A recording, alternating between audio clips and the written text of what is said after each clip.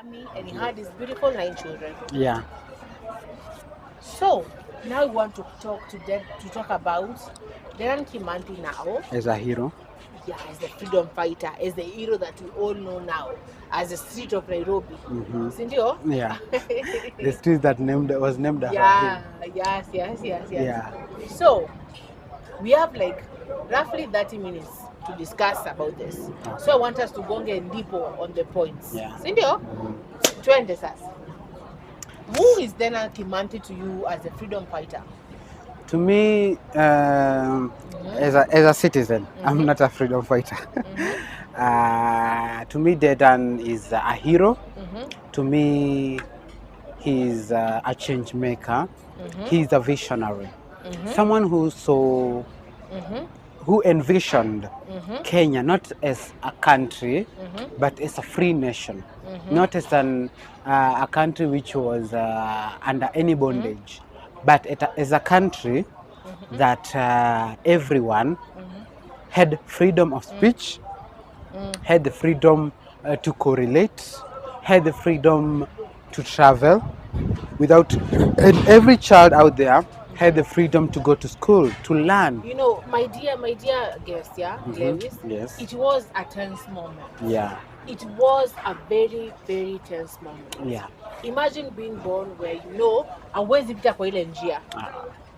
Na si eti hapo kuna umbwa, sababu you will be shot down. Yeah. Hauwezi ongea design fulani because you'll be taken to concentration camps. Yeah.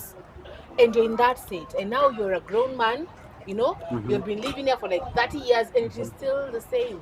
And now your children, you're like, okay, ndakufa hivi na watoto wangu watabaki into this. And if no one doesn't speak up, people are going to die. And my children might not even own this land because they say they were fighting for their land. And Wagikuyu, they say Wayaki is freedom. Yeah. So Wiyaki. Yeah, Freedom. Wiyaki. So they were fighting for their freedom. And now Yeah.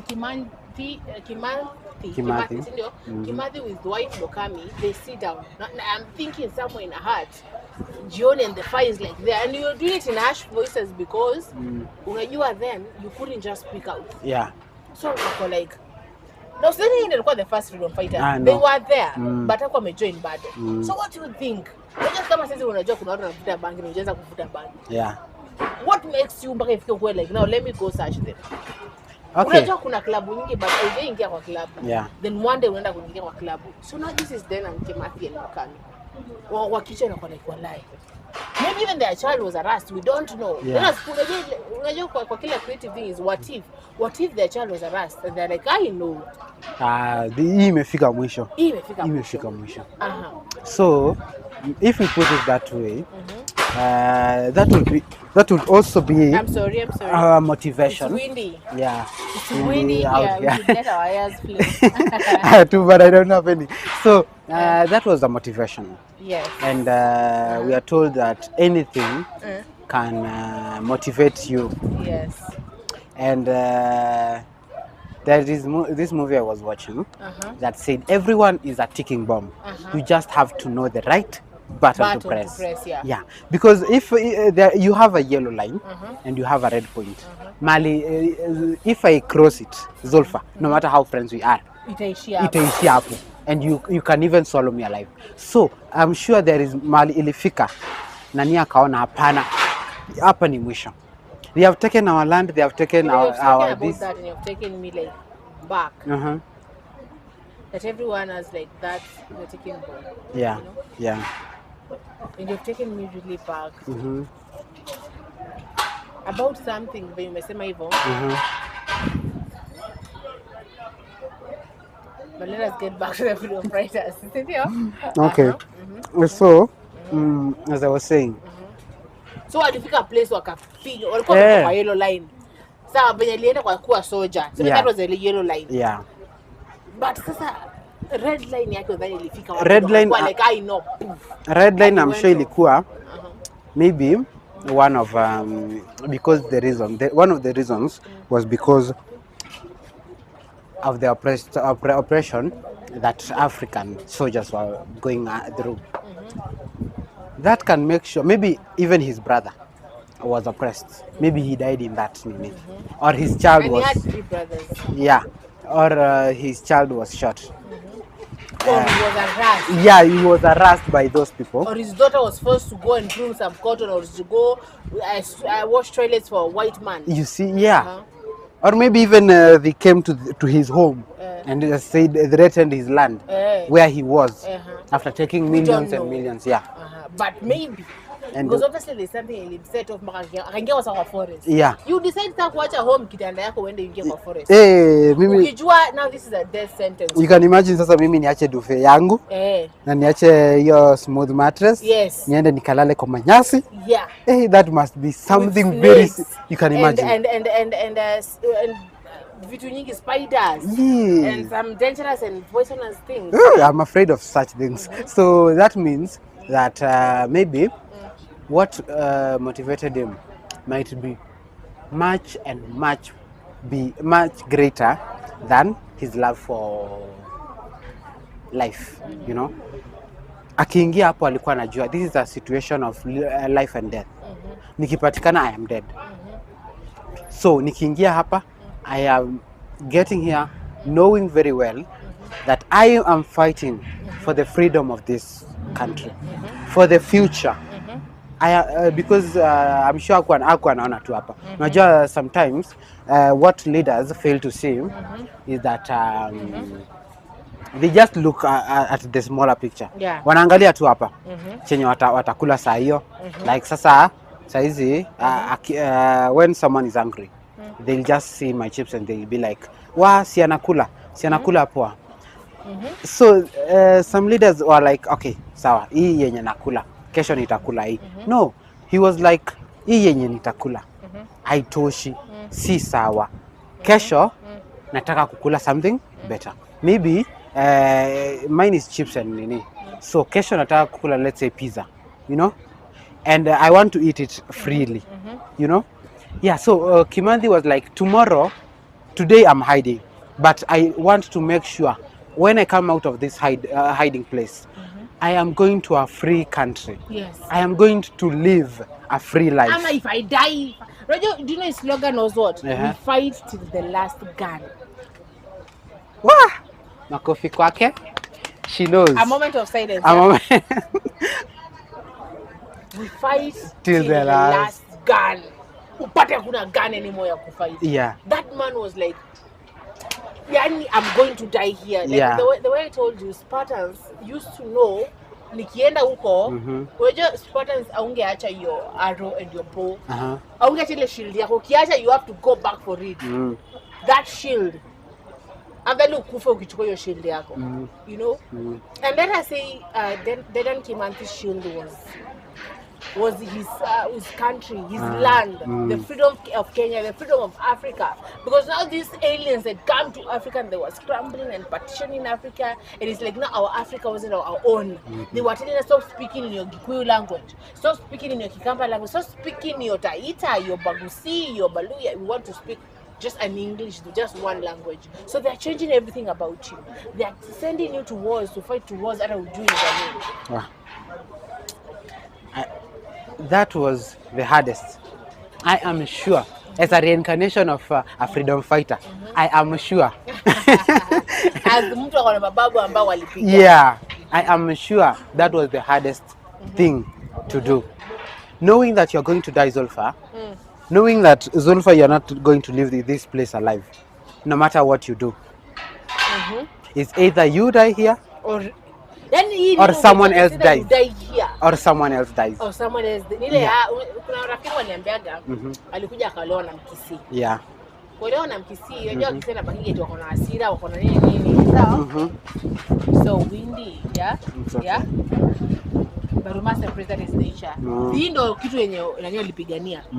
Dedan Kimanthi alikuwa anapigania. Hii hewa ikugonge hivyo bado unakula kwenye paradise. Yeah. So our viewers, yeah, if you need anything advertised, if you want us to work with you, there's a number that there's a number in your screen that you can call, you can chat with, and we will talk to our team. K.N.A is a large team, our executive producers, and then they will tell you how we can locate you and how we can come to work with you.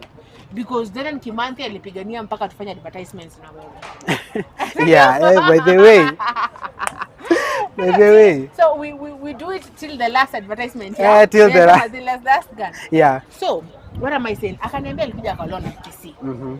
Sawa? Yeah. Unajua kuna hii rumor ya Kisii wana vita. Wakisii wanapigana. Yeah.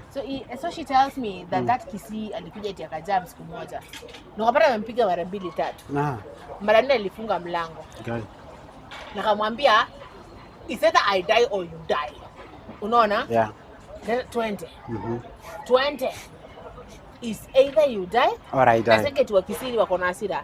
Hata mimi ni Mbaluya niko na hasira. Yeah. 20, you know? Yeah. And they fought. Let me tell you, they fought. Alichukua mlango akafunga na akaweka kiti hapo. Ndio kusikuja mtu wa nje atakuja kusaidia tibaki kuna mtu amesaidia. Yeah. That is what Denan Kimanthi did. Au timu kona asili, timu kona guns. Hey. We are going to make our own makeshift guns. And they used to make makeshift guns with like door handles, yeah? Wanatumia hiyo handle, sijui hiyo konji. Yeah. Sijui kwa na make aje, but they used to use they were really creative. Yeah. And you've given me it, walikuwa wanatumia viatu, wanavaa viatu aje. Yeah, walikuwa wanavaa viatu. Mguu inaangalia nyuma, kiatu kiangalia mbele. So, if they are going south, if you look at the footprints, you'll see the footprints are going north. So that is how creative they were. If they are going west, their shoes, they will convert them and utaona wanaenda east. Yeah, they were like, and that thing really worked sana. Until I don't know, maybe somebody alikuja kuwageuzia because they are traitors. Yeah. There were traitors. And there's this lady, I don't know if it's something, she wrote something. She said that it used to give them nicknames. No, they was ilikuwa ni kama unashaka bonanga a Russian spy movie. Yeah. It was the same exact way. Alikuwa anawapea nicknames upate your name will not be revealed. Sasa anakuita wewe sijui ni Nyawa Anthony, something way the mother of the birds, you ni something any names. Yeah. So I can't know. Sasa akisema mtu fulani sitajua nani. Yeah. I just think niseme eti Philip Lewis, no nishajua. But if I call you like something like the tree, who will know who's the tree? Nobody. You only me. Answer to kwa crowd ikisema the tree should bring trees, you will understand. Yeah. But if I say Philip Lewis now, because it's the only one, it was a very bad time. Yeah. Sindio? Yeah. Continue, my brother. So, ulikuwa unapata with their creativity, those guys knew that new survival. Then it was survival for the fittest.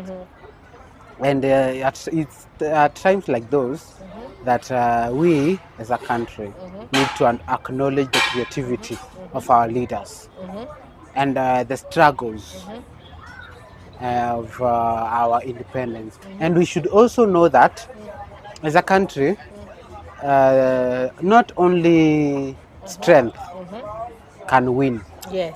Even brain. Even praying. Yeah.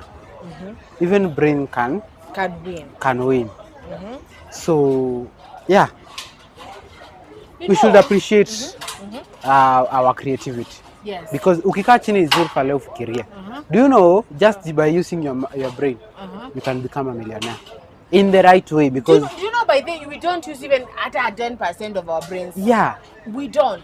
But this Kimathi guy, when ukifuatilia, and I want you listeners, you know, and viewers, go back there. Enda uingie kwa blanketi, uchukue maji yako, ukikunywa pale ama juisi lako, and I want you to see how Kimathi was doing things, yeah? Kimathi was like a genius. And I've said there's this question they were asking, is Kimathi the president that Kenya will never have? Yeah. Same pekee alipigana. But he is the guy. So let us go. Tell me the days that yenye alishikwa. It was around 19, if I have the correct name. He was arrested at when he was yeah, he was captured. Yeah. And you know the he part was of at that, you know something Wawere when alimshoots. Alimpata alikuwa anavuka. Anavuka valley. Yeah. Sawa? Na kwenye kuvuka ile valley, he shot him. Guy. Alimshoot. Alipomshoot, alimpata alikuwa ameshika miwa na panga. Huyu mtu unadhani alikuwa njaje naenda because yeye alishika alikuwa amekondeana sana. Yeah, you can see even his last picture. Akiwa nini huko nini where he is supposedly to be buried after his execution. You can see how venye alikuwa ameisha, you know. The food is taken, the land is taken. Sasa hapo ndio wanatoa chakula. And you can imagine kama hakuna chakula. There is like they are all hungry. Ni lazima aingie uko ndani kabisa. Atafute miwa. The likes of miwa, the likes of the wild fruits even, you know. Okay. So let us read, yeah. Inasema Dedan Kimathi Washiore, born Kimathi Washiore 31st October 1920, was the leader of Kenya Land and Freedom Army during the Mamau uprising. Yeah. That was from 1952 to 1960. Against the British colonial rule in Kenya in the 1950s. He was captured by the British in 1956 and executed in 1957. Kenya gained independence in 1963. Ndio? Yeah. Okay. Kimathi is credited the leading efforts to create formal military structures within the Mau Mau and the governing and the convening a war council in 1953. Do you know the something else? Do you know this person had built a parliament called Forest? Parliament? Yes.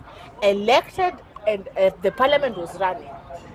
Like alikuwa sio kama amesoma akajua how they do it, the British. Yeah. Alikuwa the same way kwa Forest. Ako anafanya the bullshit things. He also had kept a personal diary that he used to document kila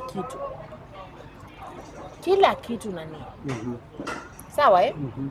So this guy ako anafanya hivi kitu kiolela. Yani mtu ni kama I can say that God has anointed him. Huyu ni kama David alikuwa kwa kimbia na Saul. Huku kwa caves, yeah. Yani this guy we shall never know. And right now here mpaka saa hii familia yake bado iko injustices. Yeah. Mnasikia hata bones za baba mpaka hajasewa jipewa. The bones because he was married in nini? Kamiti. Na mpaka alibariwa kama mfungo wa mikono. Na mpaka wa leo Kenya has never given them the bones, the remains of their father to bury him in a free land because Kamiti bado umeshikwa. Yeah. So sad. Very. So sad. You know, I usually say that history is missing some parts because you know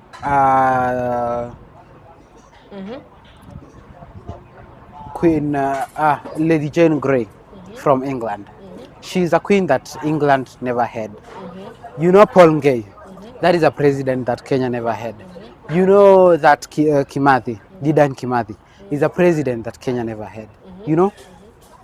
Those and history will always remain blank of their achievements. And as it remains blank, unless we say that in an alternate universe, those people lived. Any of these people, but what they could have done, their visions for their countries, just died with them. Lady Jane Grey was executed 9 days after his coronation. Her coronation. Her coronation. Paul Gay was assassinated. Is it assassinated? Yeah. Assassinated. So you can imagine. Kimathi, he was sold out. By his own person. By his own people. For 60 shillings. No, 150 euros. That is 27k. But that was sugar ni kama Yesu mwenyewe alizona. Yeah, that is silver. Mbona tunashtuka hivi? But do you know this one haiko imefika at that point. Inafikanga at a point that you are like, yes, ikifika hapo, yeah, tunaweza expect. But haiko imefika hapo. Haiko imefika to a point that one of our own who understands us, who is born in our own area, you know, ingekuwa sasa ni mtu kutoka nje, yeah. Na mnatumika vibaya. Tuseme mko mjengo mahali na mnatumika vibaya. Na tuseme for Manuel anatumia vibaya. But huyo mtu yeye yako willing kulipwa so tatu mjengo. Na nyinyi mkiongea enda kusema huko. So maybe that is the person. Si huyu mtu ambaye limshoot alikuwa ni part of the guards. Na I heard that alinuaga basi ambayo ijetumika mpaka wa leo. And his children suffered the same fate of walikuwa Muririmo wa Kimanthi. You know, the end of Kimanthi. Yeah. You people, you are the people who yani alikuwa hiyo kitu chochote akinunua akafungua restaurant inachorwa hivyo na watu Muririmo wa Kimanthi. The end of Kimanthi. The end of Kimanthi. So K.N.A, guys, is one of the, we will never know.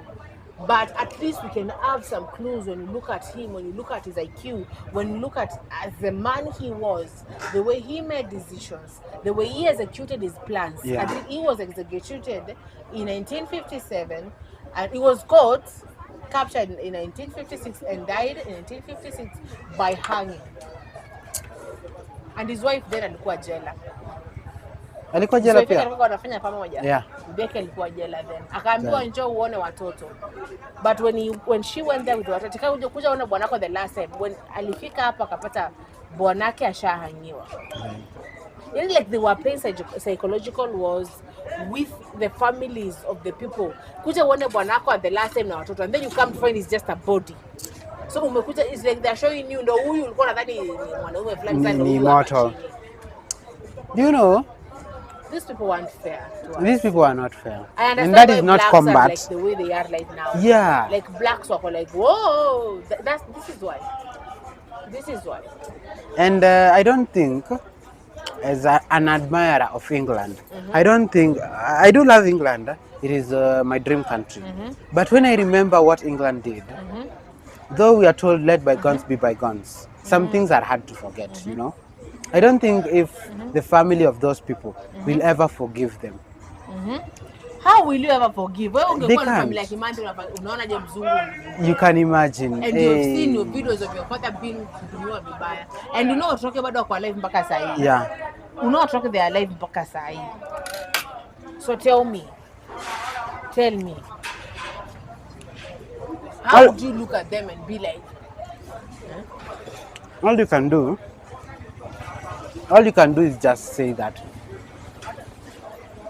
as they knew they were getting into that kind of place, they were ready for it, and we congratulate them and we thank them. You know, I was talking to someone yesterday na akaniuliza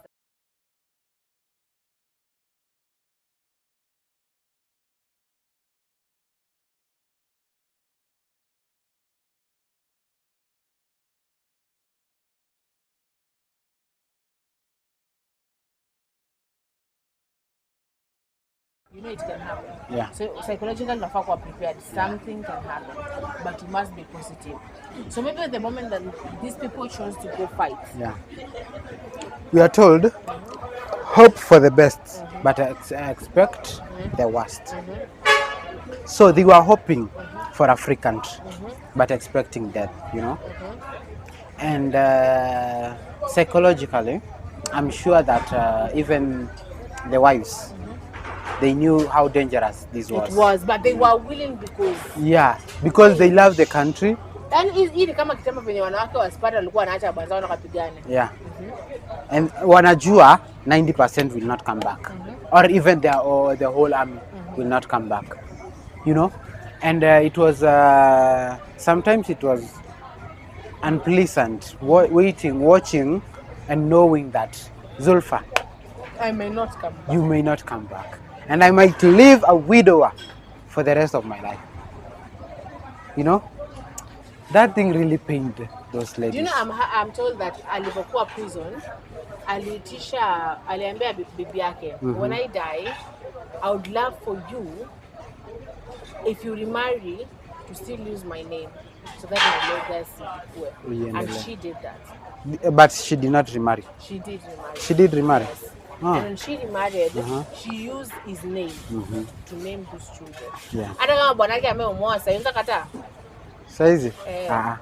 Unakuwa like, because for your country, some things you just ni patriotic. Yeah, patriotic. Sindio? Yeah. So you are just like, yeah, I need to live with that, you know, as a father figure. and as an understanding husband.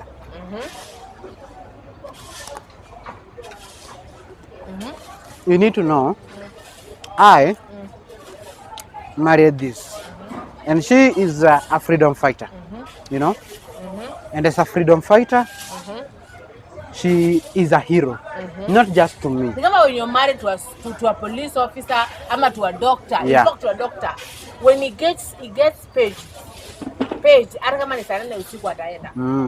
A police officer akiambiwa pale kumekuwa na shughuli fulani, mtu wa jeshi akiitwa kwenda, it's a thing you must be prepared. Mwizi. Mwizi. There was once a time I dated a doctor. And it was kitambo, nikiwa shule. And the only problem was one. Nataka attention yake 24/7. But ukiwa uni. Yeah.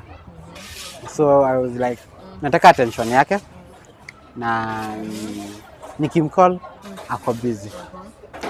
Akichukua simu akisema hello, mlango inafunguliwa. Doctor, there is someone here, the patient wants to see you. And I was like, when will we ever talk like for 5 minutes? No. Kama hajaambiwa aende. Yeah. Na lazima aende because they are Hippocratic oath. Lazima aende, can't let anyone die. Hata kama ni nani Yeah. you. Sawa, unless Yeah. ukifanya ni mgonjwa all the time. Unaona? Sasa the worst part ni hadi ukijifanya wewe ni mgonjwa, unaenda unapatana na nurse mwingine, anakuangalia anasema uko sawa, na nakupima pima sijui ni nini, anakuambia you are okay, and you are like, when I want him to come and treat me or her to come and treat me, and they are like, no, we are the doctors, we are nurses too. So it was hard because, and I understand that is how the wives of the freedom fighters felt. But they knew it was necessary. Yeah. They knew it was a necessary sacrifice. You will want warmth at night, but in few years your husband will be killed. So after this, I end up pigania dunia sahi. Yes, you want this person to come and cuddle you at night. Yeah. But he has the duty to fight for this because men were falling. Nilikuwa nakwambia jana, maybe that's why. Yeah. Sisi Kenya hakuna wanaume wengi. Maybe that's why. Yeah, I told you the ratio is 1:7. So you can imagine one husband should marry 7 ladies. Two. So one man should have 7 wives. Can you imagine that? And with those 7 wives, they should make babies with them. How babies? They used to go to the forest. Yeah. Have their conjugal rice there for forest. Yeah. Nini, then Yeah. you come back home, unaiba body yako nini. Yeah. Ikifika second day unaenda kwa forest, you know, because alikuwa kwa forest there Kimani for a very long time. Yeah. Sawa? Yeah. And I think our viewers ambao tuangalia saa hii like what they understand. Yeah. So ikifika hapo ni pale unasemanga I have done my best, you know. I have done my best, and the only thing remaining is I leave all that to God, because how do you He fought to the last. Yeah. He did his But there's best. something that you don't know. Do you know after he was captured, kuna huyu general ambaye ilimwacha akuwe president. Sawa? Yeah.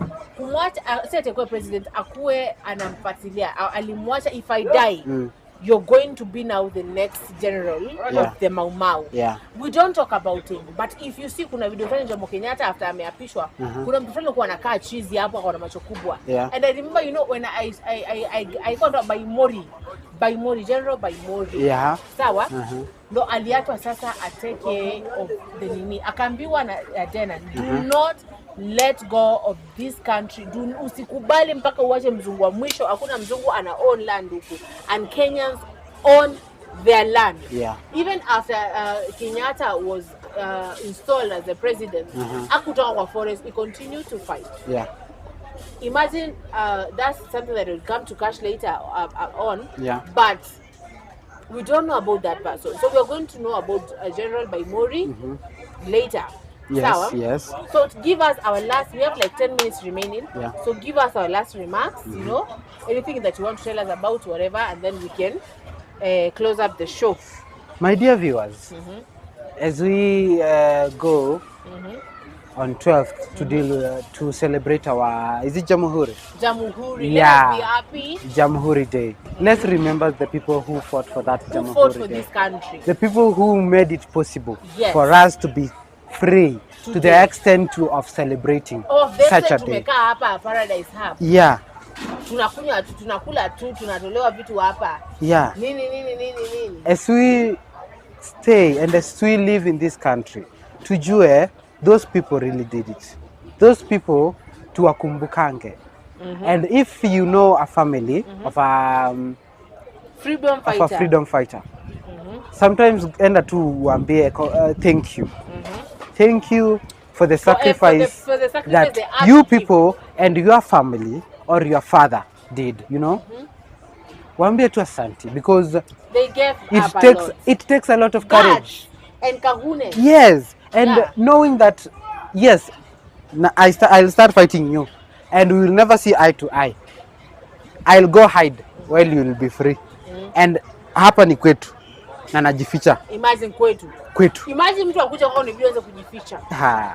You know, it takes a lot of courage. Waanze kujificha. But you know it is necessary ujifiche ndio at least sufuria zako zibaki zako. Yeah. Imagine, like for example, let me tell you right now, as you know, right now I'm not living my own space. Yeah. Yeah. And I love it because I'm living with family. Yeah. You know, but sometimes you need your own space. Yeah, you need privacy, you know. Be naked in your own house and just be like, you know, wacha nikae hapa nimejifunika dress na watch Netflix. Yeah. Unaona, unatoka tu some kama unajua hii language. There are some language says musambale. Yeah. Sawa? Yes, that is so French. You just want to be like that, yeah? Musambale, yeah. Yeah. And now you can't do it. But hiyo ni nyumba tu. Now imagine your own country. Whereby kuamuka ni lazima ukume kutembea pale hivyo. Kipande system was ile. Yeah, ile kubwa. In your own country. I think my grandpa has that. Yeah, ako nayo and he was like hii ndio tulikuwa tunavaa. Oh my god. Written the number. Oh my god, no. And I was like, how old are you? Like, were you born even in the 1800s? Because that thing looks old and it's made of wood. Is it wood? So ni kama like ukiongea shule ukiongea kikamba. Yeah, the monitor. The monitor. Yeah. In your own country you're a grown up and it is like nilisikia kusoma kitabu fulani inaitwa ya Muhammad Ali. Yeah. It was a very tense time. Kuna kitabu kama Muhammad Ali. Yeah. Let me look at the camera because it is a serious thing that I want to talk about. So anaona muda hapa natupa kisogo, tumekuwa hapa Paradise Hub. Na tunashinda tukisisitiza sisi kama news Kenya News Alert, we are ready to advertise for you anything that you want us, wherever uko pande zote za Kenya. There's a number ambayo iko pale kwenye screen yako. Text pale, piga pale, say what you want. We shall speak to our executive producer and our team will get back to you. Sindio? Yeah. So we were talking, this is another show, about tunaipa nini, and I see people are loving it, people are loving it, you know? Government and ministry, we need everything that we're going through right now is because maybe our parents didn't take the time to know our history and our government and how they correlate and how they make us people, you know. So we are going to teach you. We are going to start by learning. Tukisoma leo kuhusu Jomo Kenyatta, kesho tunasoma kuhusu Ruto. We compare them. So yesterday and today we have tackled K.N.A is the man, the brother, the son, the brother, the husband, the friend, the teacher, the soldier, you know, the clerk. Until the moment ulifika mahali alifika akakuwa like na wacha niingie kwa msitu nipige hao wazungu. Mau inamaanisha nini? Mau. I can't lie around. Kwani? I forget, but I shall tell you tomorrow. But it's something about tokeni kwetu nendeni kwenu. Sawa? I remember my social study teacher told me that, but I'm forgetting. So my dear beautiful viewers of Kenya News Alert, a million of you, you know, thank you so much for subscribing, for sharing, for commenting. We have had a wonderful day eating and dining with the Paradise Hub. Tunasema kesho tupatane hapa wakati the same. Okay, tomorrow will be somewhere else. But wakati huo saa 9 to saa 10. Yeah, saa same 9 time, to saa 10. But different venue. Leo kidogo muda tumesongeza, but ni pale tulikuwa tunajibamba tu nini. Yeah. You know, and I will have to apologize for some technical errors that has happened. Unajua, man is to error. Yeah. So thank you. I've been your host, House of Zulfa. This is Government and History, and I've been your co-host, Lewis Philip. Thank you. See you tomorrow. Bye-bye. Ciao.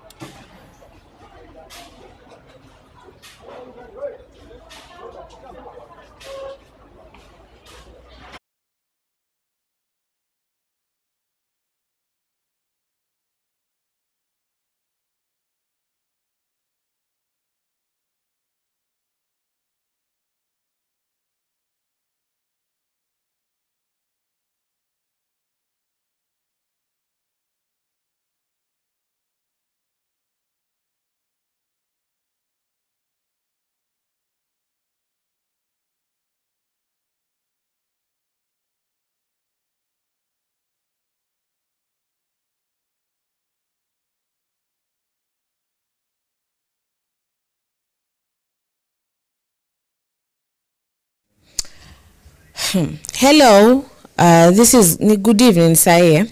Habari ya jioni watazamaji wa Kenya News Alerts. This is House of Zulfa.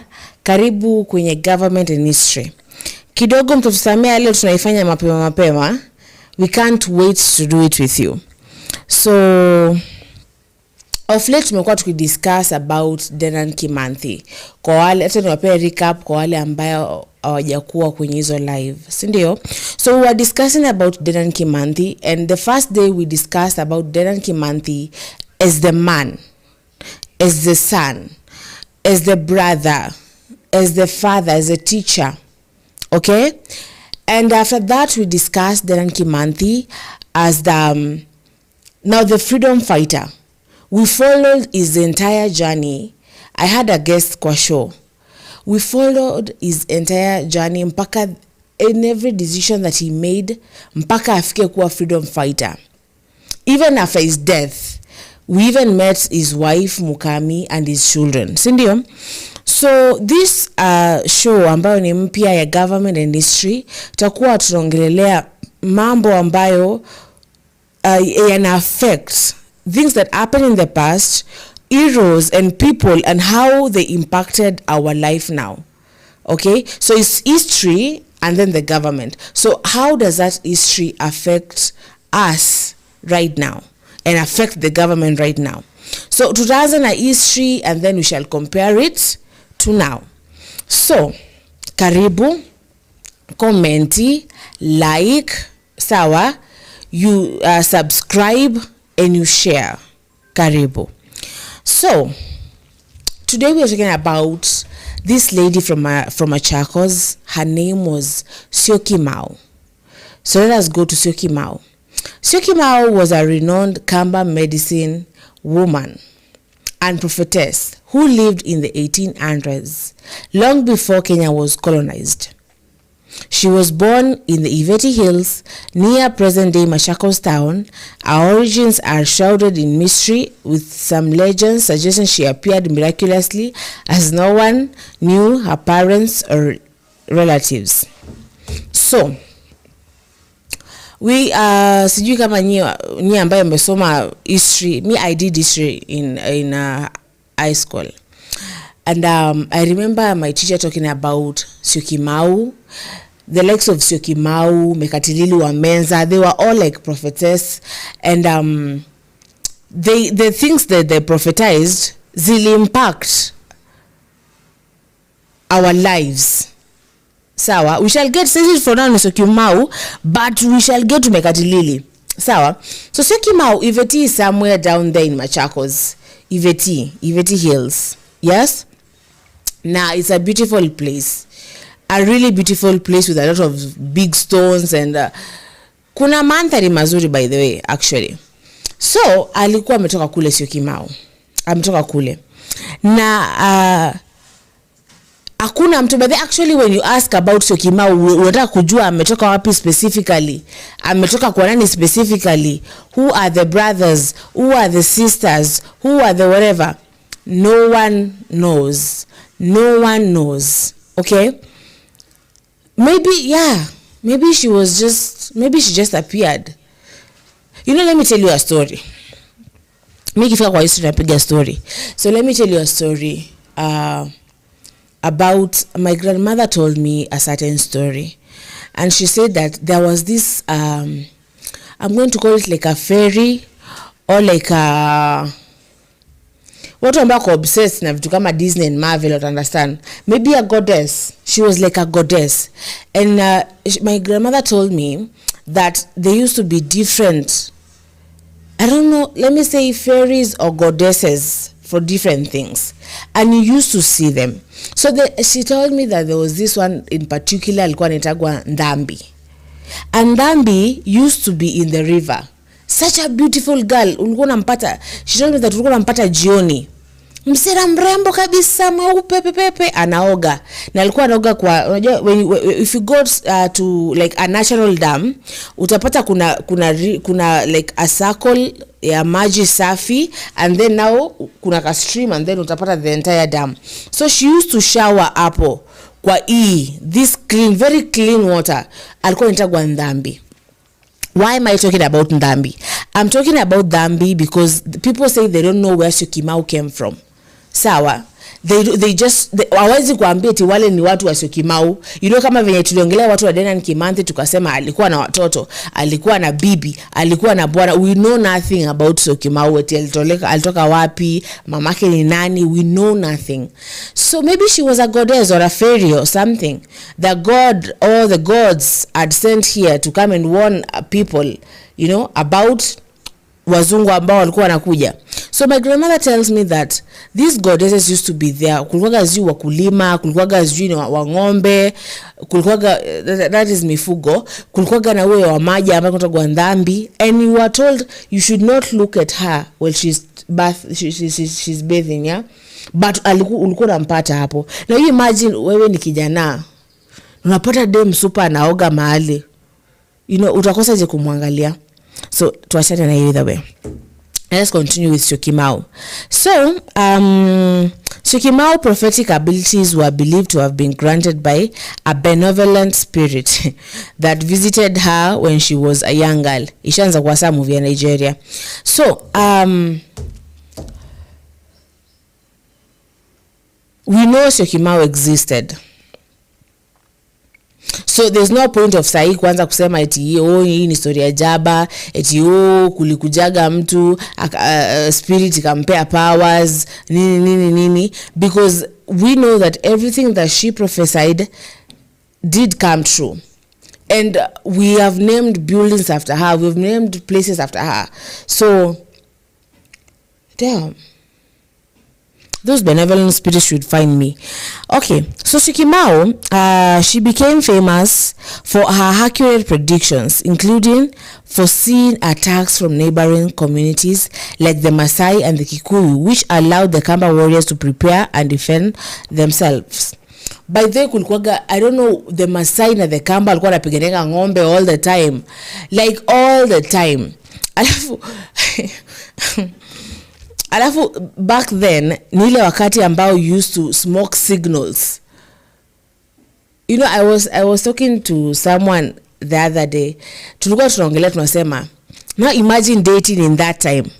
Dating and the only signal, just because unatuma tu text ama unatuma pin and then whatever. Now imagine back then if you're dating a girl from the other village or a boy from the other village, na unabidi uwashe smoke. Inabidi like uwashe smoke na maybe your day muendea kwa anaangalia hiyo side, alikuwa anaangalia side nyingine. How do you communicate? Like, it must be a very, very, very difficult time for dating or doing anything. Hata acha hivyo, when those people are coming to attack na mtu amesema wacha ni washe smoke signals, unapata upepo inapiga side nyingine. Hiyo upepo inaonyesha watu wengine wa maybe it is Machakos and Machakos is bigger, and inakuja mpaka inaonyesha watu wa east side hiyo smoke. So watu wa Iveti wanadhani wao wana get attacked, na kumbe smoke ilikuwa huko mbali kabisa side ya Masi. na watu wa Masini wanakuja kuatakiwa, but because ya upepo, it might has been very, very hard. Yeah, smoke signals. Damn. So listeners, niambeni, what do you think about that? What do you think about the dating time ya huko? Alafu hizi smoke signals kweli zilikuwa za work all the time? Alafu ama ile walikuwa sema either ni smoke signals ama kupiga drum ama kutuma messenger. You know, we should thank technology, yes? So Syokimau, she conducted prayers and made sacrifices under a designated tree known as the Ithembo, which served as a shrine. So wanasema Syokimau alikuwa anaenda kufanya, you know, when you are a prophetess, kuna zile duties ambazo uko nazo. Tumeangalia movies za Nigeria enough. Tumeona Mama G akiwa prophetess. Tumeona hizi movies. Tumejua you must go there, wear like a red thing, a red cloth, and be all weird and stuff, you know. And then like ukwe na makuku, uko na masanamu, uko and stuff. So that is what Syokimau used to do. And I think that shrine is still here. Like when you want, if you're from another place, you can go to Iveti and you'll find the shrine of Syokimau. So she used to conduct prayers and make sacrifices. Sawa. So prophecies extended beyond immediate threats to include significant events such as the arrival of Europeans and construction of Kenya-Ugandan Railway. So, when you're a prophet, I'm told that you sleep and you dream. Ama the prophecies are poured onto you. I don't know. I'll say tunasemaga it is God. Then I don't know. They used to say maybe spirits, ancestral spirits. Yeah. So ndo zilimuoneshaga, and I'm told, my grandmother tells me that she said kuna nyoka kubwa inakuja. Hiyo nyoka inakuja na nyeupe. She said it's a white, long, very, very, very long snake, and it is white. Now imagine sasa amekuja ameamka asubuhi amesema nimeota hivyo. And you know, you guys, obviously unajua kitambo alikuwa anawapea prophecies za kusema naona ng'ombe zikiibiwa, and then the Masai wanakuja wanaiba ng'ombe. So umezoeaga prophecies zake ni zile literally. And now she says naona kuna nyoka kubwa anakuja mweupe, na akikuja kutakuwa na shida. And things will change. Actually, we shall get to I shall mention some of our prophecies and how they came true and how they affected us, and how they affected those past people, and how people are colonized according to our prophecies. Yeah. So tujeke tena nasema let us imagine. Let us put ourselves up. I love putting myself kwa hiyo shoe. So this is Syokimau amekuja ameniambia Zulfa, naona kuna kuja nyoka mweupe mrefu tena sana, na akija kutakuwa na shida. And now obviously mimi kama mimi I'll be like ndakuwa rada anywhere kuna tunyasi, niko like alisema kuna nyoka anakuja, nyoka atakuwa mkubwa. So you know, we don't think, you know, because unajua ni kitu we didn't know Europeans, we didn't know white people, we didn't know them, they didn't know us, we were all strangers to each other. Okay, so obviously hakuna mtu ambaye angefikiria kama the white snake inamaanisha really, sababu we used to do long distance trading ilikuwa ni mguu. Okay, so no one knows any technology, no one knows any kind of infrastructure, because we used to use like hizo forest, because wanasema tulikuwa tunatubega hizo manjia za kufatanisha. Unasema Mombasa inaweza, ukiamua Mombasa ni huko chini, unafuata tu ukienda huko chini mpaka uende, and most people died. People died through those long distance traveling. So no one knew about what Syokimau was talking about. No one knew at all. So maybe they stayed wakakaa wakaona hiyo imeisha hakuna. You know? Then later, let us continue. We shall get to the prophecies. Let us first know who was Syokimau as the person. So anasema Syokimau's life and prophecies have been left have left a lasting legacy among the Kamba people and in Kenyan history. Her name lives on in modern residential area of Syokimau, which is a testament to her enduring influence. Obviously, everyone knows Syokimau ni wapi. Syokimau. It is named after Syokimau. Now, this Syokimau that we're talking about, the lady that was born in Iveti Hills in the 1800s, because you are the first. When you go through history, unajua the first people they arrived, the first explorers arrived at Rabai in 1849. That's when the first explorers unakujanga wa kwanza wale walikuja kuexplore wajue huku ni wapi. They came in 1849. Now Syokimau alikuwa huko because I think she never met the white people, but she prophesied about them. Sindio? Now let us go and see what some ninataka kuguzia tu some examples of the prophecies ambazo alisema and how they affected us. Naomba nikienda kuangalia zile prophecies, continue on commenting, continue on sharing, continue on subscribing, and also I will continue to insist, if you need to advertise anything, if you need a team of experts wa Kenya News Alert to advertise anything for you, all you have to do is look at your screens and then you'll find a number there, and that number you will contact that number na utaongea na the team of Kenya News Alert, and then mtawasiliana alafu we shall land to you. We shall come to you and we shall come to advertise what you want us to advertise for you. So guys, Syokimau, such a powerful name. Syokimau. I don't know what it means. I was trying to find what it means, but I don't know what it means. Syokimau. Let us get back to the prophecies of Syokimau and how they affected us as a country. So, some of the examples of her prophecies were colonization by the British. Hiyo ndo ya kwanza. Anasema Syokimau predicted that people with funny skin, the white people now, people with funny skins, the white people would come, take over the land and force the locals to abandon their gods and adopt the British religion. This prophecy came true when the arrival of the European missionaries and the subsequent colonization of Kenya. So alisema, back then as an African community, we used to worship rivers. Ulikuwa naambiwa we used to worship mountains. Ukikuja upate mti mkubwa sana, you worship that, and they used to, when our wazungu walikuja wakatuambia eti mna worship idols. But when you think about it, our forefathers, our ancestors were not worshiping idols. Because when you look at a mountain, kuna ngoma fulani inasemaga nikitembea kote duniani ndege uimba, and so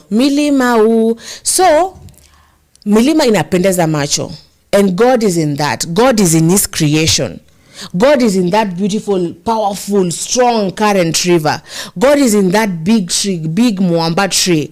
God is in that mountain, So I think our ancestors were not worshiping idols. They were admiring and appreciating God's creation. Sawa? So Syokimau alikuwa ameshaambia watu kuna kujwa. Na hao watu wakija ambao wako na funny skin wakija, amtapenda. They will come, they will force you to work, they will force you to leave your gods, and you will have to do everything that they're saying. And maybe people were like, unajua unaambia prophet anakataliwa kwao. So maybe people were like, asa funny skin ya kina nani? Funny skin ya kina nani? Unaona? Aya. So the second prophecy of Syokimau was attacks from neighboring communities. She could foresee attacks from neighboring communities like the Maasai and the Gikuyu, giving the Kamba warriors time to prepare. Elisha go through it. Because I have told you, Wakamba and Masai, like that is one thing. They used to fight for ng'ombe and fight for stuff, fight all the time. So that one I've touched about. Then the third one is modern architecture. Asema Syokimau foresaw a generation that would build houses on top of one another. What? Wow. Umesikia wewe? This one was a goddess, yeah? Syokimau foresaw a generation that would build houses on top of one another. Now those are story buildings.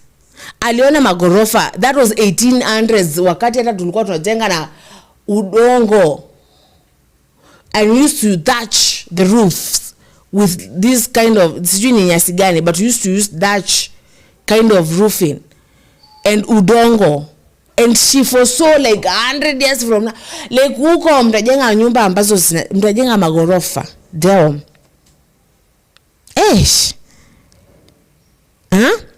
Which is interpreted as the construction of apartments and skyscrapers. She also mentioned that this generation would behave strangely, oh God, disrespect traditions and not fear taboos. And that is true. And that is true. Madam aliona that one. Madam alikuwa on point. Sawa, tushajenga hizo skyscraper already. She says that you will build houses on top of one another. And then sasa tumefika ile place, nilikuwa nasema meme fulani nasema Gen Z anaona mzee amesimama kwa gari na badala muamkie kiti anauliza mwenzake, mbona mzee ameingia kwa gari kama imejaa? And I remember back then when we were children, aungekaa chini kama mtu mzima, like someone hata mwenye ako 1 year older than you amesimama. The moment you see your elders coming, you stand up. Back then, ukienda ushago, I remember there's this grandmother of mine that used to beat you like vibaya sana. Eti una nini? Kwanza uamke asubuhi alafu ukose kumwambia marahaba, wewe you're done. Wewe hata usikule kwa hii nyumba. Wewe hataenda kabisa, like potea, because you are an abomination. But saizi imekuwa tu kawaida, like utapata hata hapa kuna mzee mzima na nimekaa tu hapa. Akuwe hata kuna madam mjamzito na nimekaa tu hapa. Nipigiwe simu niongee all the dirty things, you know. Nifanye chochote and I'm like, si mamangu, you know. So she saw all that. Aya. Ya nne ambayo I'm just giving like 4 examples and then we go on a break and come back. Okay?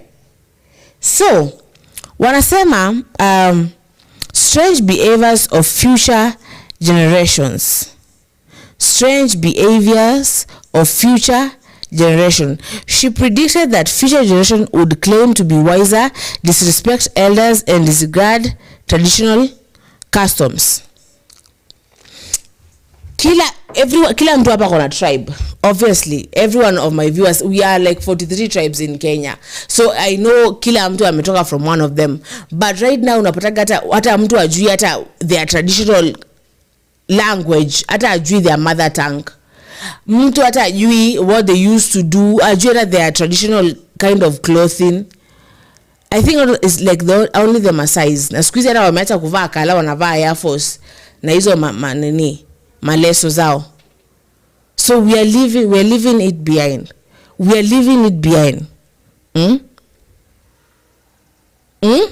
It is not good. Okay. So, when we come back, I wanted to discuss Prophetess Syokimau legacies and how they influence modern Kenyan society. Sawa? So we shall go on a small break, and when I come back I will read your comments and then tutajua hizi prophecies zake zenye aliprophesy saizi zitatu affect aje kama a country, kama a Kenyan people. How will it affect us? Thank you. We are going on a break and then you're going to come back.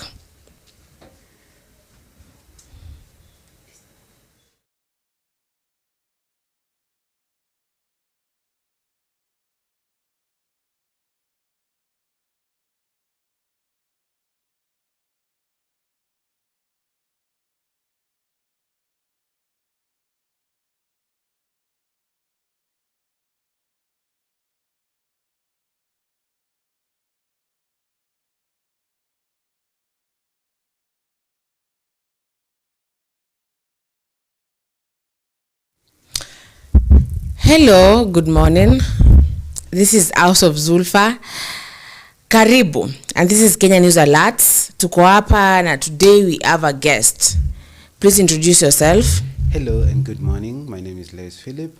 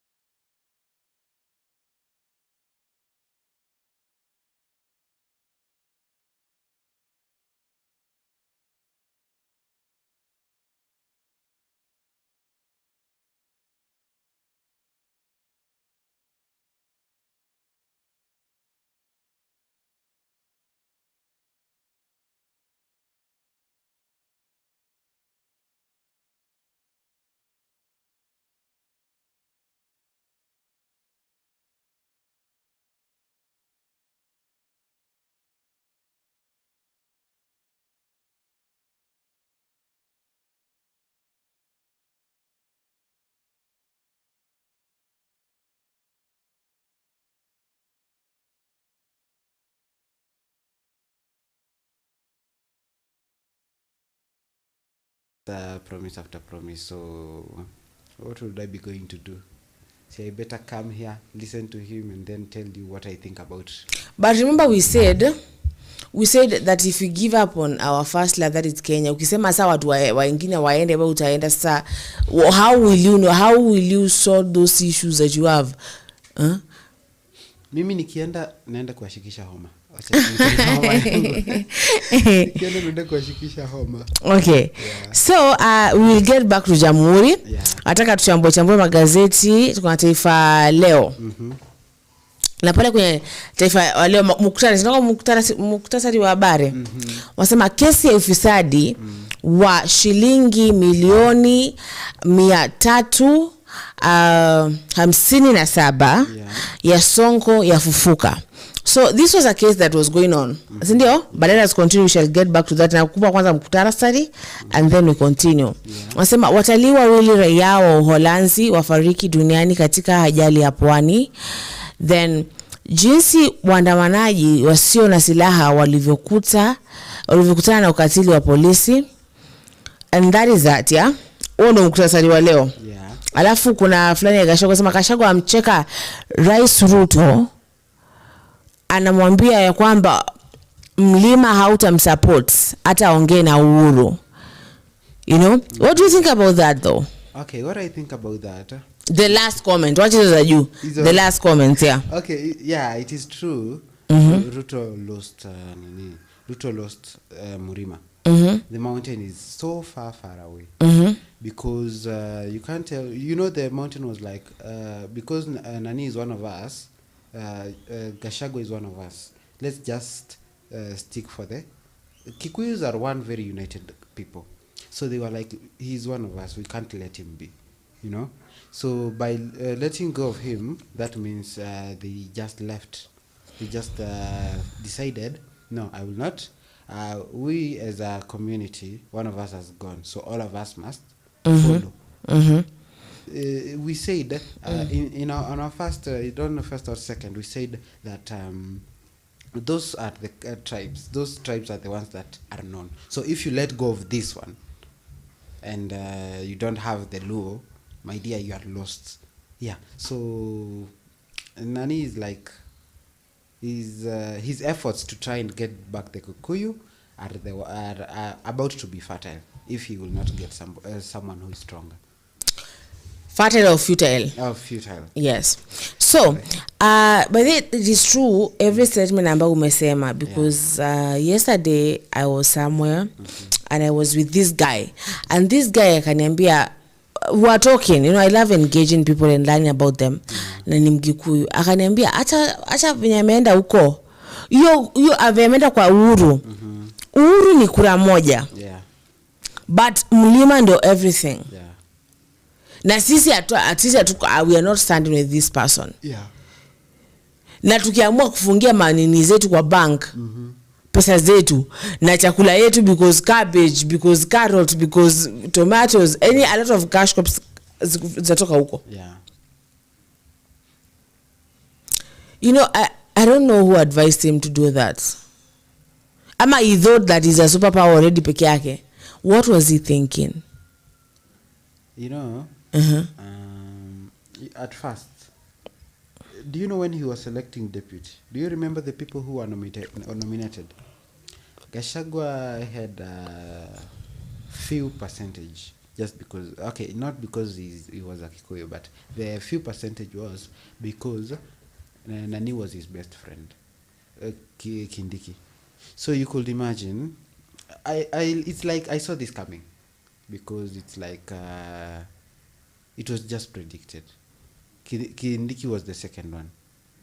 Pero unajua wakati wa maandamano, that was last year when maandamano ya sijui kubeba sufuria, sijui nini, Kindiki alikuwaga hapo ana support everything huyu mjamaa alikuwa anasema. Yeah. Like nini endeni mshike watu, sinaoga ni CS of security. Yeah. Endeni, you know, mpaka tuanza kusema wani right man and wake, like any, because whenever he says ashafanya. Yeah. You know? The way it said, akikohoa, unaitika. So Ruto aki anaitika. Like, yes, yeah. So, but right now, Nani was like, okay, yes, you are the president, but consider the feelings of your people. Consider what your people are talking about. Unaona? Yeah, but I think that is where the clash came on, because those Gen Z maandamano separated them. He was like, my children, that statement till today makes me giggle, because he was like, my children, and then that is Gashagwa, and when Ruto would stand, he would be like, how magaidi. So do you know that thing really was those what you could see, those are two different people talking. Ni kama unaambia I know it's a proverb ama it's a saying, inasemaga mtoto ni mzuri akiwa babake, ni mzuri akiwa mzuri mtoto ni wa babake, akiwa mbaya ni wa mamake. So now Ruto was the father here. He's like, achana na hao watu. Hao magaidi wafanyiwe, Okay. So the thing is, leo ni Jamhuri Day, si ndio? Na unajua obviously kuna watu watafika pale Uhuru Gardens. And the president obviously will have to address the nation.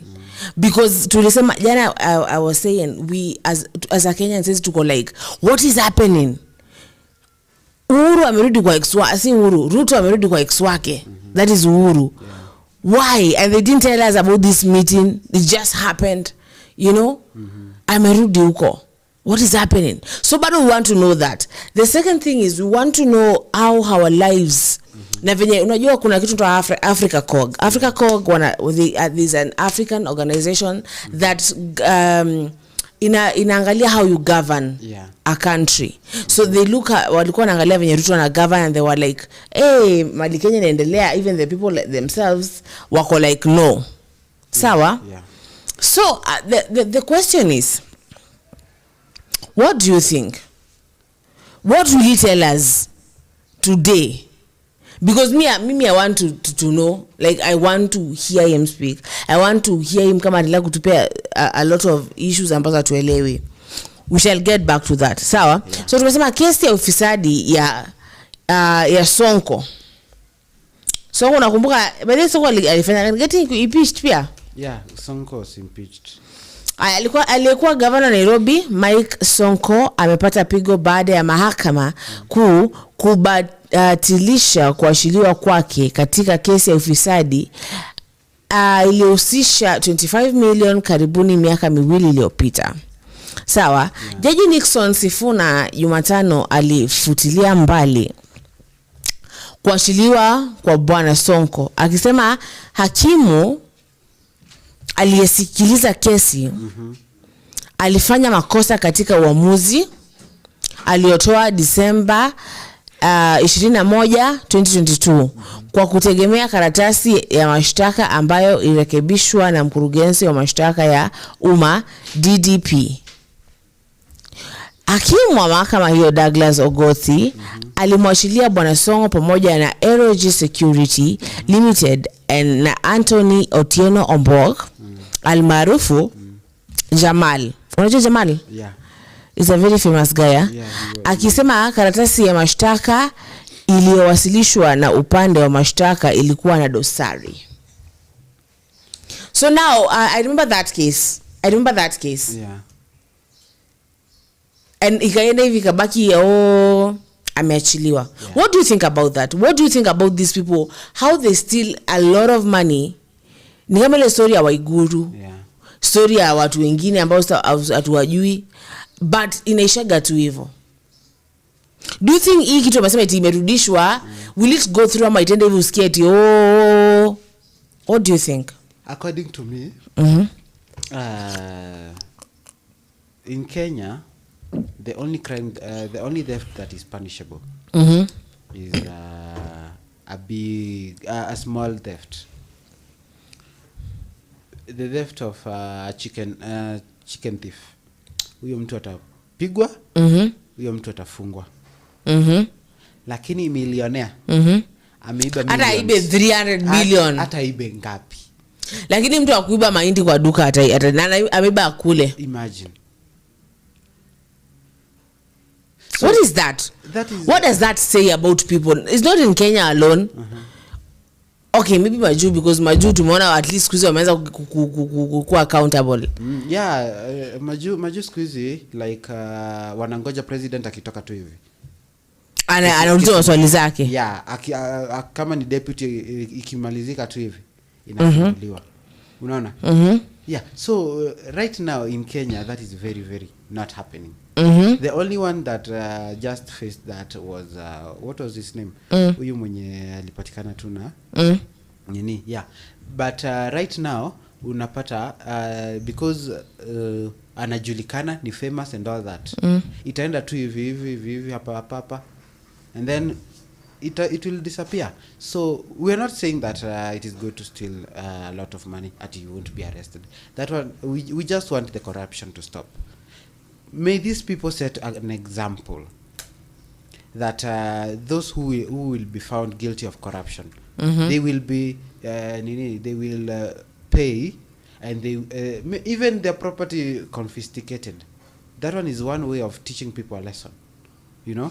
Yes, like upate hizi accessories of funds ambazo wamechukua. Yeah, kila kitu ki get frozen, but they do that. Yeah. Every of your account, kila kitu ina getting frozen, inachukuliwa by the government. Yeah. Unapata I saw hata ukiavoid kulipa tax and then now you're back. They take everything and they bill it and utakuwa hauna chochote. Yeah. Maybe wakubakishia hata nyumba na upata hata hiyo nyumba hata haina chochote, wamechukua viti, wamechukua anything of value from that place. So that is how Kenya that is how Kenya should do their nini, because by dividing according to social standards and all that, it shows that the justice system is broken, and flawed and malfunctioning. So as a country we should know that we should have a justice system that haibagui ina kata katikati. Do you know that when that way is on one side, that is not justice, it is injustice. And injustice is what makes people reach to a point that they want to do some vengeance on themselves. No. So you just have to make sure that if someone is accounted or is responsible for any corruption, they should face the due diligence. And the law should not be at halfway because you know we need to famous and all that kind of stuff. Like when you're a Kenyan, you're a Kenyan. Whether you are a tycoon, whether you have $300 trillion dollars, you should be accountable for whatever you did. Yeah, and when you're a thief, you're a thief. Hakuna cha huyu ni mwizi mkubwa hata nini hata urumiwa sijui nini, you know. Okay. So Sonko bado amemba narudi. Now let us go back to, I want us to go through this and then we go back to the Jamhuri thing, yeah? Wasema watalii wawili raia wa Uholanzi wa fariki dunia katika ajali ya pwani. Let us read that. Yeah. Will you read that for me? Yeah, let me. Can you please read because haionekani hapa kwangu. Okay. Watalii wawili wafariki duniani baada ya kuhusika katika ajali ya barabarani iliyotokea katika eneo la maji ya chumvi huko Mariakani. Found it. Ajali hiyo iliyotokea Jumatano saa 1 asubuhi ilihusisha gari ya kuwasafirisha watalii na gari la mizigo la kusafirisha magari mapya. So why do you think these accidents happen like this? Because when I say ajali hiyo iliyotokea, let me read this so that I may tell you. So ilitokea Jumatano saa 1 asubuhi, ilishia gari ya kuwasafirisha watalii na gari la mzigo kusafirisha magari mapya. Now maybe okay, can you read it all ndo tujue ili happen aje? Maybe gari ilianguka from juu, maybe waligongana head to head. So can you read it all ndo tujue how that happened? Okay. Kwa mujibu wa afisa mkuu wa trafiki ukanda wa Pwani George Kashmir, waliofariki ni raia wawili wa Uholanzi, wanaume waliokuwa wametoka Diani na wake zao. Ni ukweli, and I quote, ni ukweli kumetokea ajali ambayo imewaua wanaume wawili ambao walikuwa nchini kwa likizo. Walikuwa na wake zao ambao walipata majeraha katika ajali hiyo. Aliyekuwa akiwaongoza wakati wa ziara hiyo hakuumia sana. Hayo ni maneno ya Bwana Kashmir.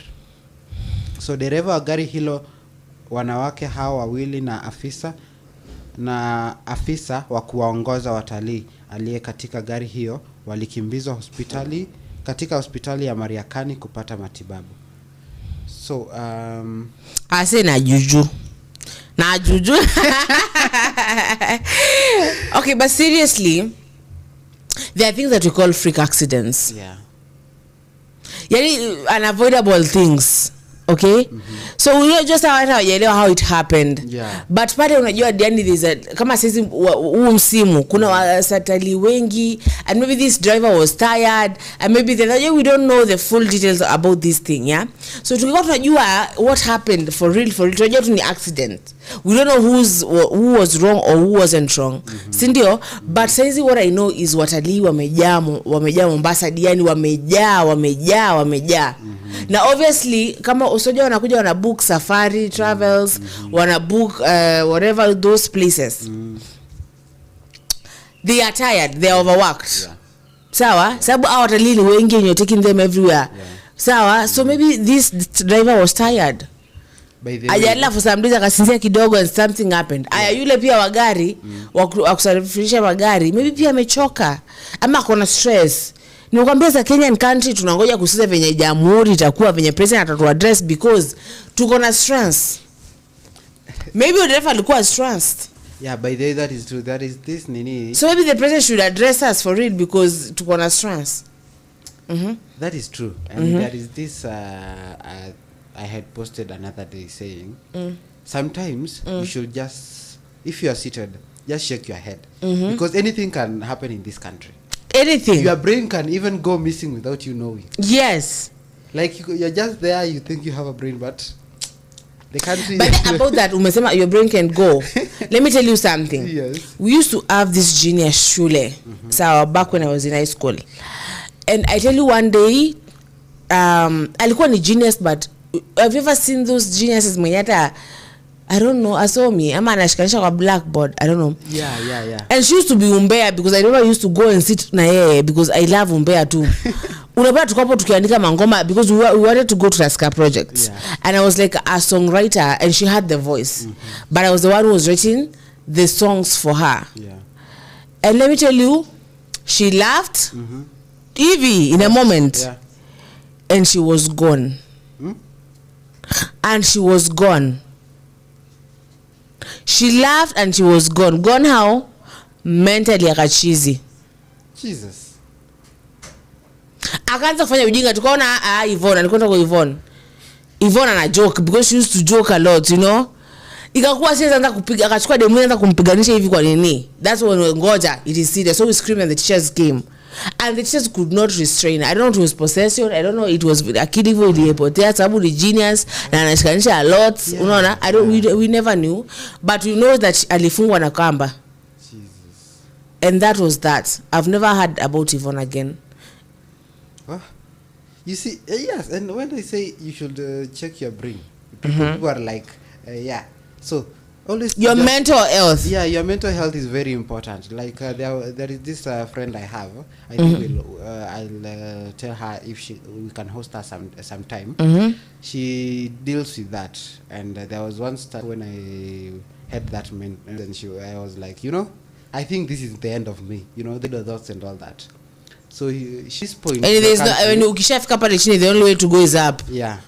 So at this time, what we know is that maybe we can just say maybe the drivers had either were tired, were stressed, or any of that, or depression had kicked in, or something. Because you can't just say that Zolfa, this driver is okay, this driver is okay. Or because this kama huwa tourist ni mtu ambaye amekuwa akifanya hivyo. Yeah. For very long, ajanza jana. Na huyo wa gari pia. So tell me, we are stressed. Yeah. Before you become a truck driver, you must be a makanga for a while. Unaona? Ulan. Yeah, ulan everything. Every rope. Upate hiyo njia unaijua kabisa. Oh my God. Unajua? So this country we should really. Unajua, let me tell you something. Yeah. Tumemalizana na hayo. Yeah. Ya kuchambua magazeti. Yeah. And I want to ask you a question. Go on. Now you are Mr. William Ruto right now. Yeah. And you know that your people right now are not happy with you. Walikuwa wanauza juzi venye kama wanaweza kuimpeach. Wewe mwenyewe if they can impeach you. Okay. And then it's mandatory you have to address the nation on this Freedom Day. Yeah. Now you are Mr. William Ruto. What would you tell them? Okay, so far the country knows that these are not my words. These are the words of every Kenyan out there. The country knows that whatever is said is false promises. Promises which are made are just lies. It's like anakuja tu abonge. Nimesikia anasema stories za jaba. Yeah. Anakuja tu apeane stories za jaba. Ikuje. But the stories za jaba humaanisha nini? Unajua mtu akiwa jaba and that the nini stimulates your mind that you are like unajua naona nikinunua gari na saa hizo hauna baiskeli, hauna nyumba, hauna anything. But that is but when you write composition, that's what you say. Yeah, I want to build composition. Ana says you'll tell me I want to buy a car. Do you have a bicycle right now? Yeah, I have a bicycle. I have a house I can rent and then Usidanganye viewers. Nisiambia kama niende pale chini tafute hiyo stuff iko wapi. Niwaambie umekuja hapa na wheelbarrow. Unaona? So, but the thing is, okay, yeah. Sawa. So unataka kusema na right now but this has been politics tangu huko. Lakini okay. Politics imekuwa stories za jaba tangu huko. Unajua kuna politics and there are very wide lies.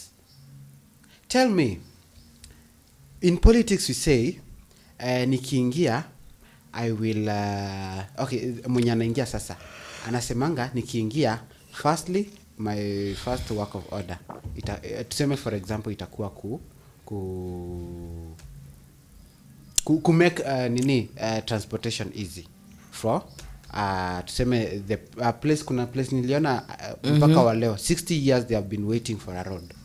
Tuseme huyo mtu aingie na aseme ataanza na hiyo.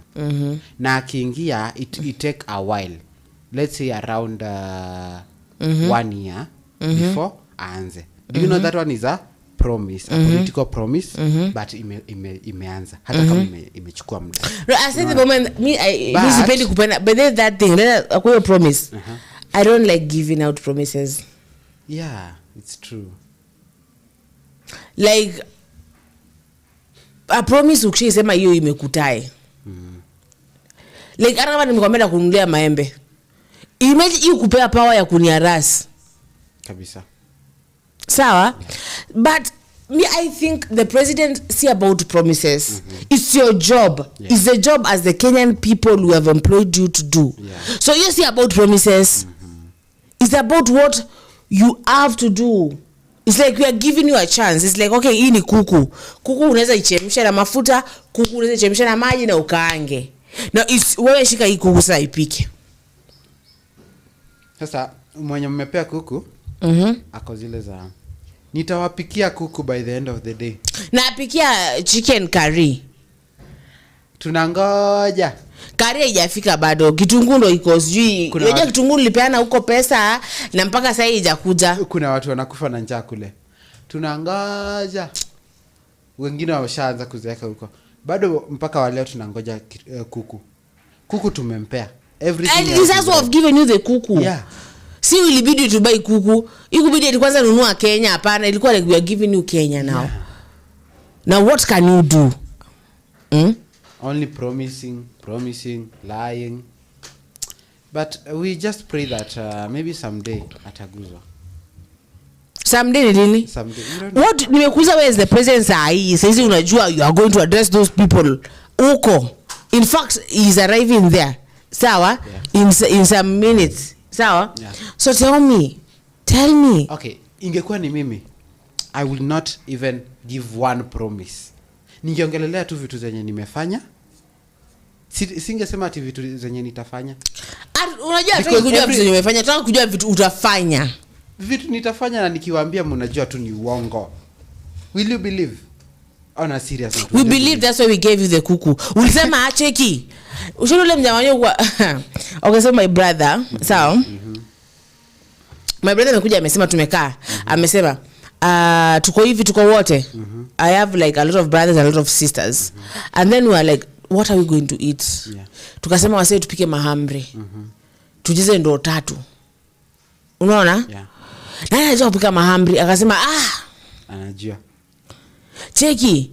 Mimi ndo apike mahamri. Wewe nyinyi toeni unga, mimi napika hizi mahamri. Yeah. Sawa? Yeah.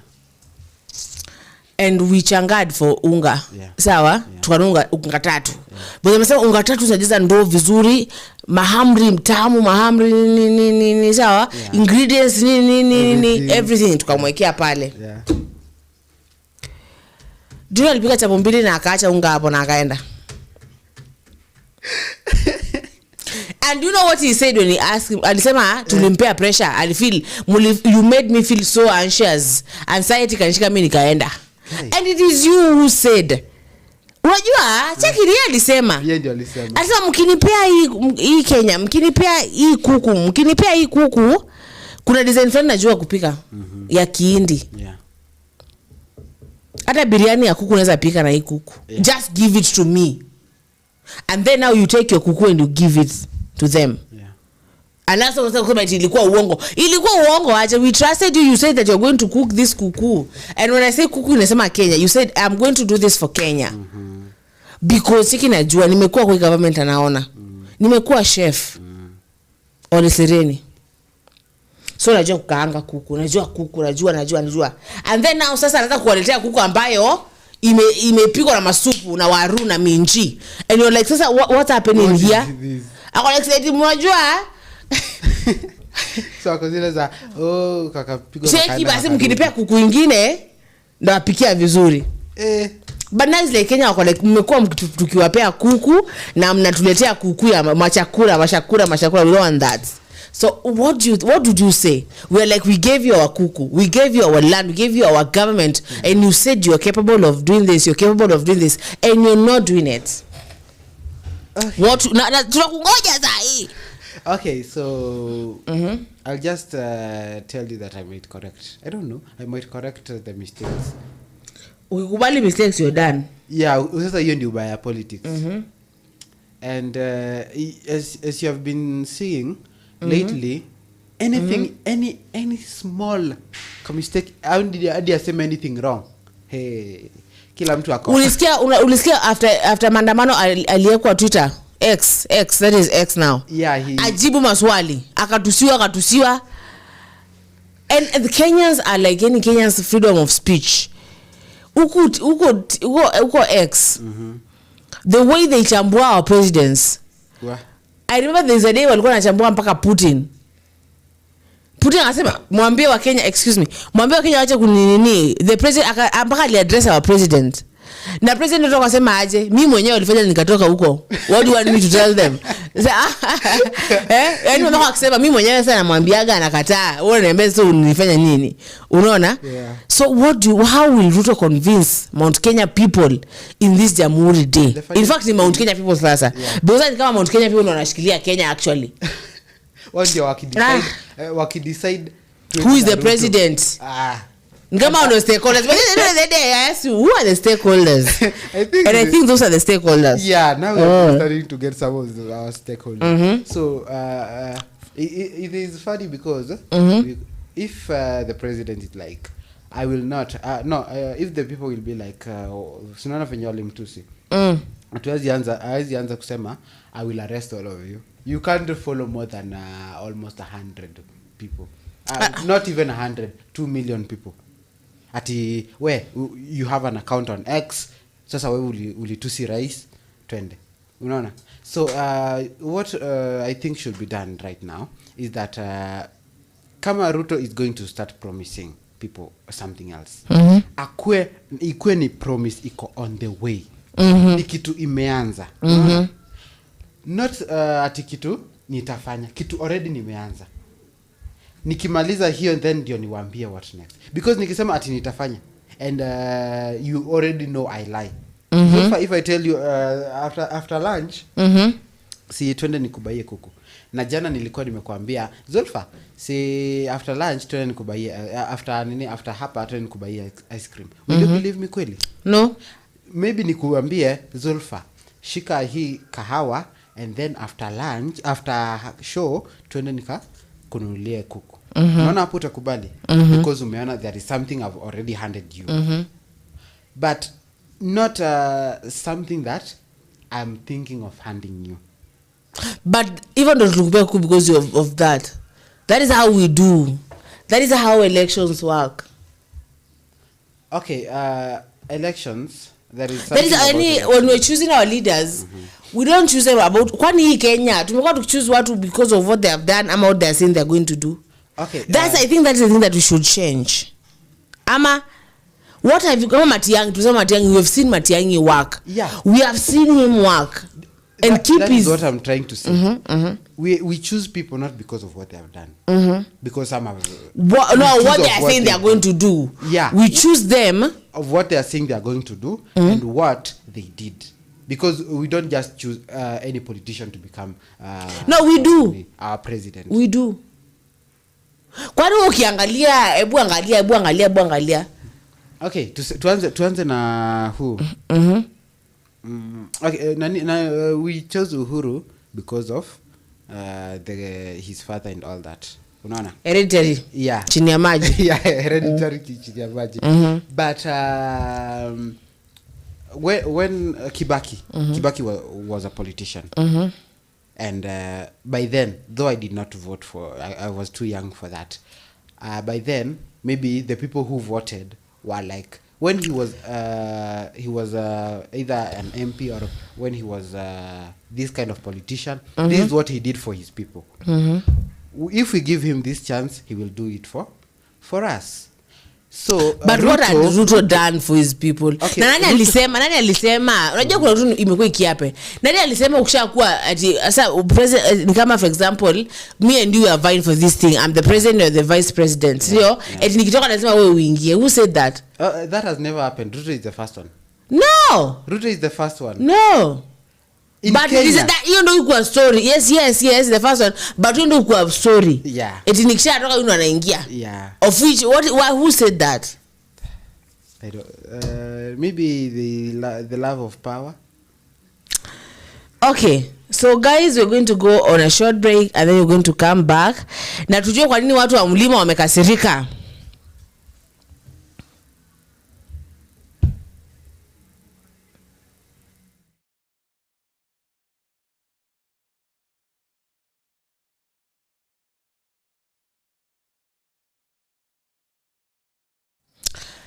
And we are back.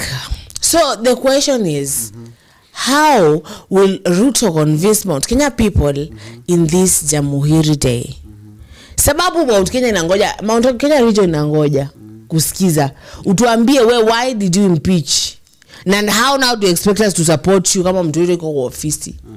And you know we are the stakeholders of this country. Yeah. Sawa? Yeah. So Miss Joy anampeaga advice. But hapo alimfanyia ujinga. I told you that mwenye huwa anapea the president advice. There is ni kama mtaki. Wallahi. That is a word we say how nitaki. In short, because I don't know. Because how do you advise him to shoot like 100,000 people, unarmed people, just to say shoot? Hey. How do you advise him to go on to spend 500 million on a single trip? How do you advise him to use like 20 million which are not accountable for? And because he's the president, nothing of such will ever happen as long as he's president. You see, so mwenye huwa anamuadvise, anamdanganya. Yeah, anamdanganya na anamharibu. Because it has been a blunder after blunder. Anafaa ameshamfuta by now. Ama may have them executed. Kama in the dragon in the whatever. Sindio, because it has been unajua walikuwa nasema eti amepanda ndege in 2 years amepanda ndege mara zenye Kibaki in 10 years ama alipanda ndege. Yeah, in 2 years. Ni tu ndege ameenda. So they mefanya kasonga ya. Even a certain journalist said if he is not traveling, if he is not on a flight, he is thinking of a flight. Yes. Like kama hayuko kwa ndege anafikiria venye ataingia kwa ndege. And one thing about presidential transportation is that sisi ndio tunagawa taxpayers, as the taxpayers. And you can imagine hiyo pesa yote yenye inaenda hatuna madawa hospitali, hatuna, lakini hiyo taxpayer money dime, it is called taxpayer dime, yeah, inatumika kupanda ndege kwenda wapi? By the way, wanaenda wapi? There is this day alikuwa ameenda, was it in America, just to go and shake hands with Steve Harvey. Umesikia like, story ya Grammy huku? Sinasikia ati Grammy will be like to use our money 500 million. Why? You're making me now shout. Because why? Hiyo 500 million na barabara ya kwenda our national reserve aiko vibaya. Yeah. Unaenda huku unapata wajia watu hawana maji, wanachota maji huko wakikuliwa na fisi. What is happening? Ama mtu akishakuwa president Kenya inakuwa yake. Like yake kama venye ukilipa nyumba inakuwa yako. There is someone who said siko baya, I am a Christian, and there is someone who said Kibaki alikuwa anakunywa, Uhuru alikuwa mlevi, and I think Moi too was alikuwa mlevi, I don't know. And those people worked. But when we come to the children of God, see Jesus Christ who sits on the velvet throne on heaven, please have mercy on us. But it's true. Yeah, like hao watu wenye walikuwa wanakunywa, walikuwa wavuta bangi, those are the people who can say they did better, you know, than the child of God. Yeah. You know, but let me tell you something, Philip, yeah? Lucky, yes. Me, the moment, like me, you will never, Mimi, catch me with a person and I'm being in church. It's those brothers from church. Hey. Never. In fact, the moment that you tell me that, I'm like, where were you, friend zone? Kabisa. Because they have this like principles and person ni unafiki. And I'm not saying everyone. Yeah. You know? Yeah. And they feel like that, the chosen people. That I am right, you're wrong. And they don't listen to anyone else. Whatever you do. Uhuru alikuwa anakuja tunamwambia anasikiza anakuwa like okay fiti tufanye hayo. Yeah. You know, but this person we have been talking and I like God, but you're not listening to us. In fact, that person who made that and it's true. Yeah. Because you're told as a person you should have a vice. Yeah, kuna mtu aliniambiaga hivi, and that person ni a whole professor of psychology. Alisema ukipata a person that doesn't use drugs, drugs are hardcore drugs, because unajua mako anakunywaga chai na kwa addicted na chai, so anapenda nini? Caffeine. That is a drug. So at least unako hapo, unapata kwa hapo. At least ni vice yake. Ukipata mtu ambaye ana vice, ni for example, ni mwanaume avuti bangi, hakunywi, hakuli jaba, akuli cocaine, aendi hata klabu, ako tu, fear that person. Ukipata mwanamke hata apendi chai, apendi moshene na si wa kanisa, una get sio ile chama kanisa bado, because chama kanisa moshene bado place wa mwaka unaona uliona ule venye alikuwa amevaa bibi hapa. Yes huyo ni sajua Elijah. Elijah is always dressed like a gentleman. Akona kitampa all the time, akiuma mtu anampanguza hivi. Do you know why he dresses that way? Of which ni spoiler wewe na kuharibia, but acha nikwambie, because I'm trying to make a point here. It is because he's the most dangerous vampire. The most dangerous, the most powerful, hata kushinda brother yake Klaus. Unaona? Una get? So our presidents ni wa church. Aka promise Gachagua we shall work together mpaka 2027. Kidogo Gachagua amekuwa like no, watoto wangu wanawatumia vibaya. Toka bro. acha niingize bro ambaye tunasikizana. Yeah. Sisi as Kenyans unajua aliingia hiyo live ya X akakaa tusiza tukimtusi.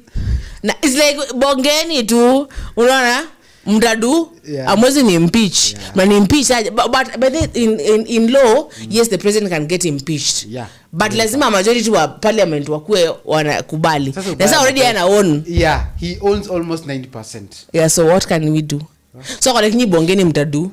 Bado majenzi mnapata marusho huku kwa ma sites. Sasa do you know it reached a point God said no to soul.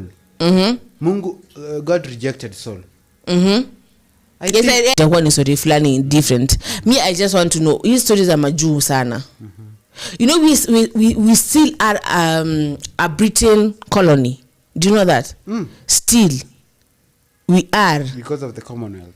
Yes, we are still under them. So but we are still their colony. Sawa? Americans walikuwa colonies wa wapi? Britain still. Or Britain. Sindio? But right now they are trying to PR that nini. In fact they hate the royal family. Okay. Now mbona shina K.N.A maju? Okay, I can tell you pia mimi, wacha pia mimi nijiweke hapo. Zulfa today nikiomoka kidogo nipate a chance ya kupanda ndege. Like almost every day. You know I'll grab it. Now that is what is happening to our president. Amepata ako ka chance ka kupanda ndege to go and meet when he went to meet Steve Harvey. That is in my heart I knew that is a dream come true. You know? He does not get advantage by his wacha tuseme tu wewe. Wewe buni kuuliza si yako job. Lakini hizi tumia no si yako job. Like alipagwa mshahara. Yeah, like 1 is it 1.4 something. Na afanyi kazi. Mbona mshahara basi sikatwe? He is the president. No. Unajua hiyo ndio kusema inatuharibu kusema he is the president, Mr. President. Wewe ukikosa kufanya kazi utalipwa? Hapana. Hata kwa job yako utakatwa mshahara, itabaki you didn't do for this nini ikatwe. Mbona isibaki bro, unajua ulisema uko utafanya staff na hujafanya. So hapa tunatoa 200k. Ulipona ndege sijui kwenda US kufanya nini iko happen. Tunatoa 100. Sasa this month unalipwa 150,000. Yeah. You know ibakingi